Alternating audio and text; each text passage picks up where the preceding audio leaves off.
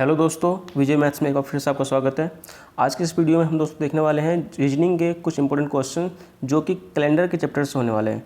और आप जो भी एग्जाम की तैयारी कर रहे हो, जैसे आप एसएससी जीडी हो, ग्रुप डी हो, ग्रुप डी रेलवे का एनटीपीसी, आपका यूपीएसआई, सीजीएल, सीएचएसएल, जिस भी एग्ज़ाम की तैयारी कर रहे हो आप, ईटीसी, सब के लिए इम्पोर्टेंट है ये क्वेश्चन। और जितने भी क्वेश्चन हैं सबके सब बहुत महत्वपूर्ण है, और जितने भी वो सब अच्छे क्वेश्चन हैं आप ट्राई करना खुद से करने का पहले, वीडियो रोक करके पहले खुद से ट्राई करना, उसके बाद सॉल्यूशन देखना आप, ठीक है। इससे क्या होगा कि आपका जो प्रैक्टिस है और बढ़िया होगा, आपका जो तैयारी होगा वो और अच्छा इंप्रूवमेंट होगा उसमें, ठीक है। पहले खुद से ट्राई करना, उसके बाद आंसर देखना, ठीक है दोस्तों। तो अगर आप चैनल पर नए हो तो चैनल सब्सक्राइब कर लो, इस तरह का और भी क्वेश्चन आपको अगर चाहिए तो, ठीक है दोस्तों। तो आप चैनल पर नए हो तो जरूर सब्सक्राइब करना चैनल को। चलिए दोस्तों शुरू करते हैं। आज का अपना जो पहला क्वेश्चन होगा, ये पहले आप खुद ट्राई करो, उसके बाद सॉल्यूशन देखना, ठीक है। इससे क्या होगा, आपको ही आप बेनिफिट मिलेगा, इससे आपको ही अच्छा और जो है बेहतर आपको जो है अपना रिजल्ट मिलेगा, ठीक है दोस्तों। तो पहले खुद ट्राई करना। तो क्वेश्चन शुरू करने से पहले आपको जो कैलेंडर का जो कुछ बेसिक जो आपको इन्फॉर्मेशन पता होना चाहिए, जो कैलेंडर का बेसिक नॉलेज होना चाहिए, वो आपको बिल्कुल ही पता होना चाहिए कि क्या क्या यूज होता है, लीप ईयर क्या होता है, लीप ईयर कब रिपीट होता है, और लीप ईयर कब मान्य होता है, कब को हम लीप ईयर को यूज़ कर सकते हैं। तो सबको उसको जो है सब जितने भी टिप्स है इसमें सब कुछ मैं बताऊंगा स्टेप बाय स्टेप, आप समझना और उसके बाद क्वेश्चन लगाना, आपको ईजी लगेगा और क्वेश्चन आप सेकेंडों में कर देंगे फिर तो, ठीक है। तो पहले सबसे पहले आपको जो पता होना चाहिए कि लीप ईयर होता क्या है।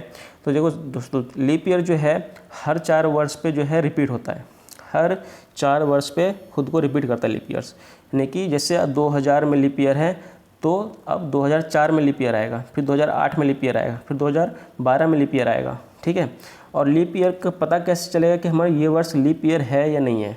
तो उसके लिए जैसे यहाँ पर दे रखा है 1996, तो 1996 के बारे में पता करना है कि ये लीप ईयर है या नॉर्मल ईयर है। तो आपको क्या करना है, 4 से भाग करना है। अगर इसका शेष 0 आ जाएगा तो ये लीप ईयर है, अगर शेष 0 नहीं आता है तो ये लीप ईयर नहीं होगा।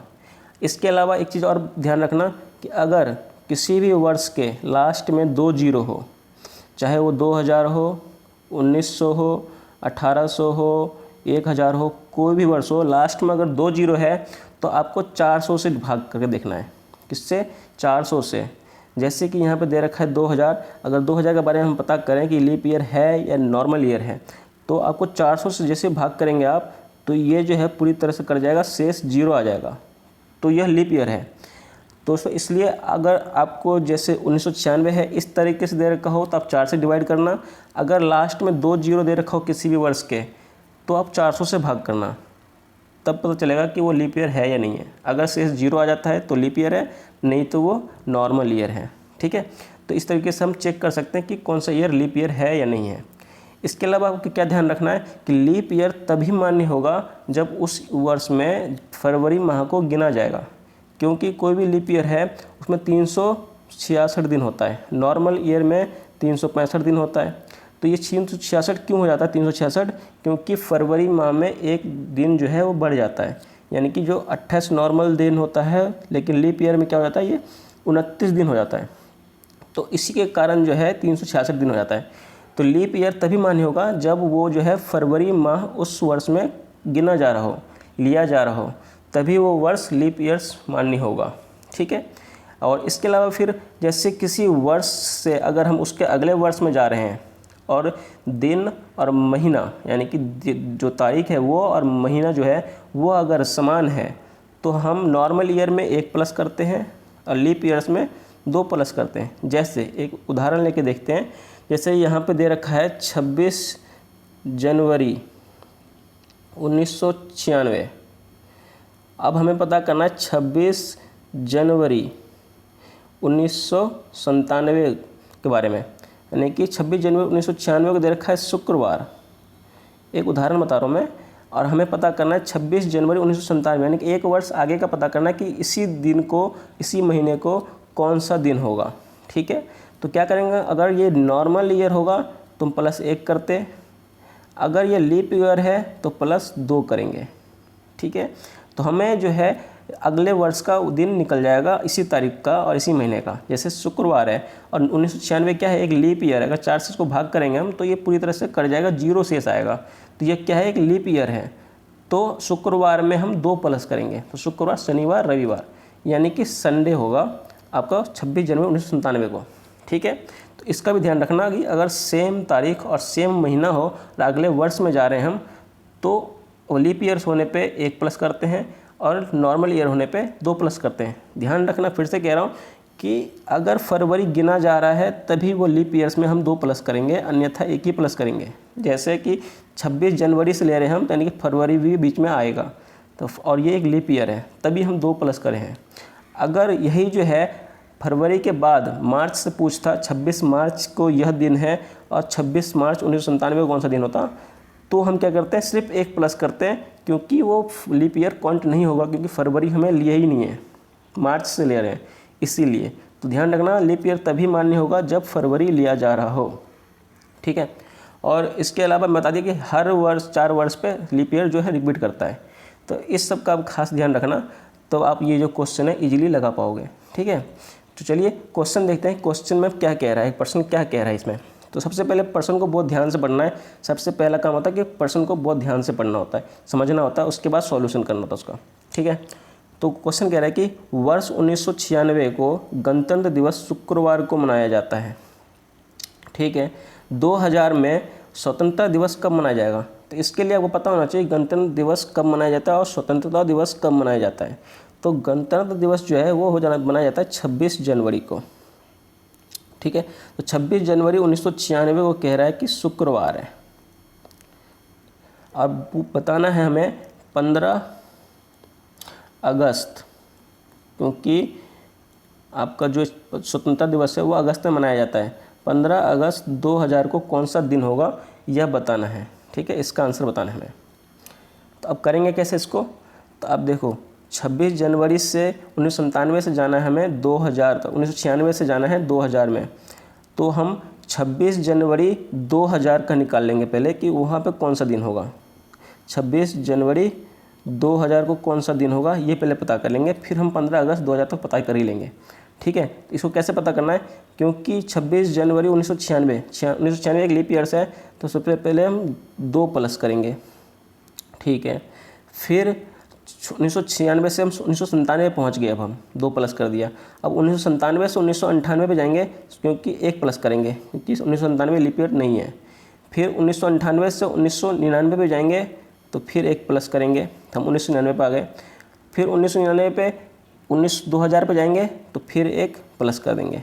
इस तरीके से कितना हो गया ये 5। ठीक है, 5 हो गया, और हम कहाँ पे आ गए, 26 जनवरी 2000 पे आ गए।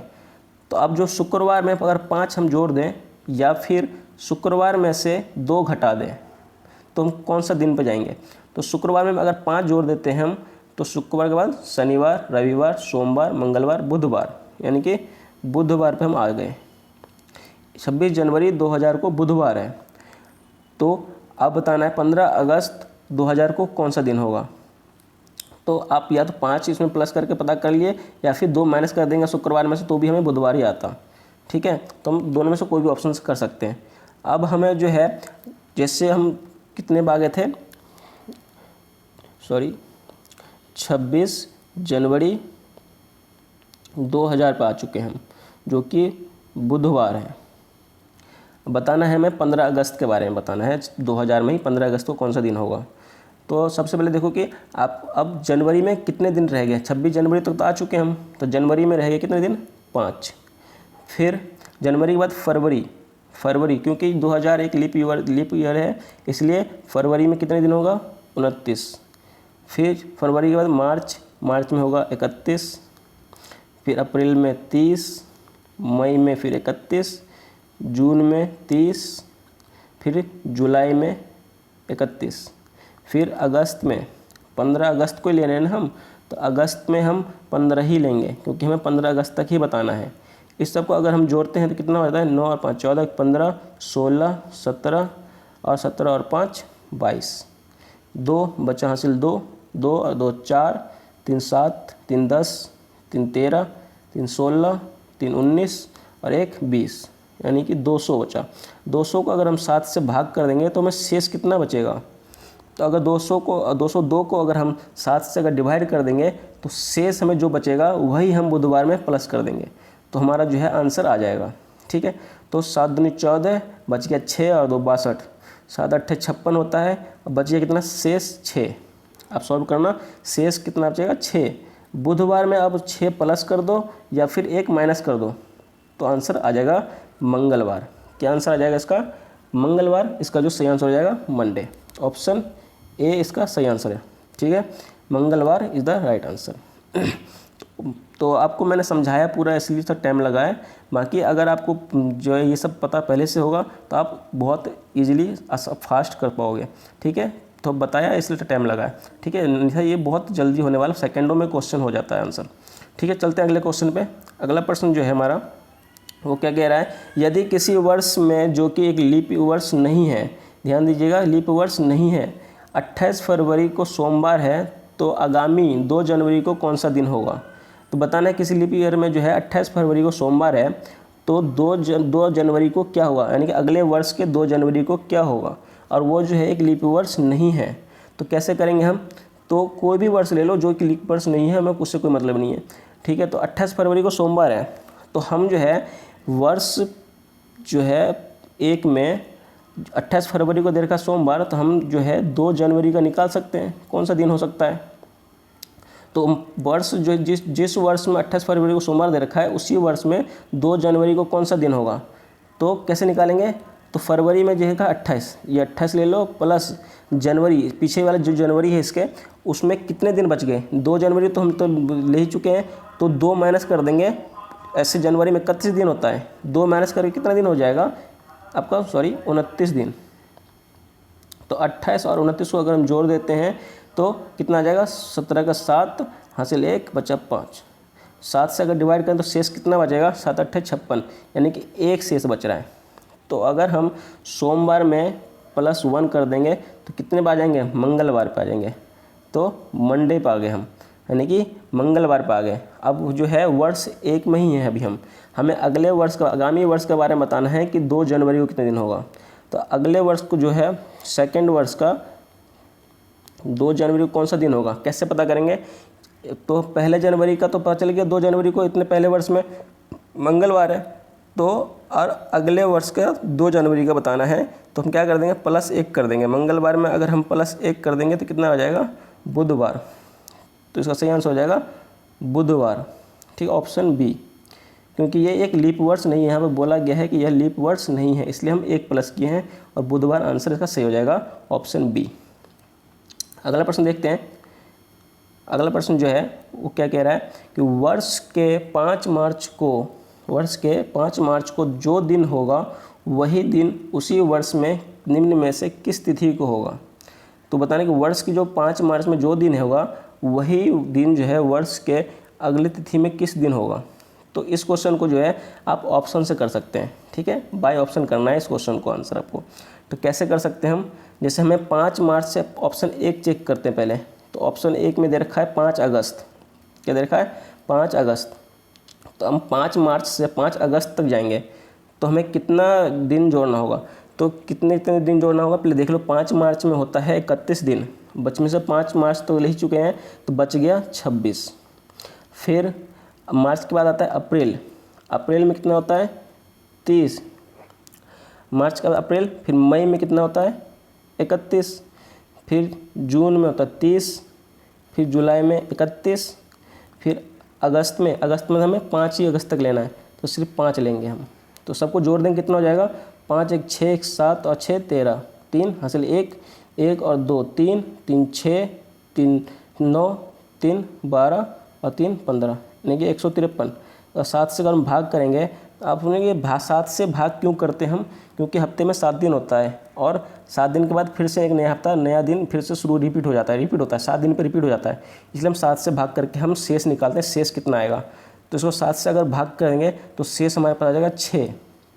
लेकिन हमें शेष आना चाहिए 0, क्योंकि यहाँ पूछ रहा है कि जो दिन जो 5 मार्च को होगा उसी दिन के बारे में बताना है कि वही दिन उसी वर्ष में किस तारीख को होगा। इसके लिए हमें वही अगर सेम दिन निकालना है तो शेष 0 आना चाहिए, तभी वो सही होगा आंसर पर। ठीक है, तो शेष यहाँ पर 6 बच रहा है, तो ये सही आंसर नहीं है। तो अब जो है कितना शेष बच गया, 6। अब हम ये क्वेश्चन तो गलत हो गया, तो अब ऑप्शन बी को चेक करेंगे। तो हम 5 अगस्त तक तो आ चुके थे, तो अगस्त में कितने दिन और बाकी रह गया, तो अगस्त होता है 31 का, तो बाकी रह गया 26 दिन।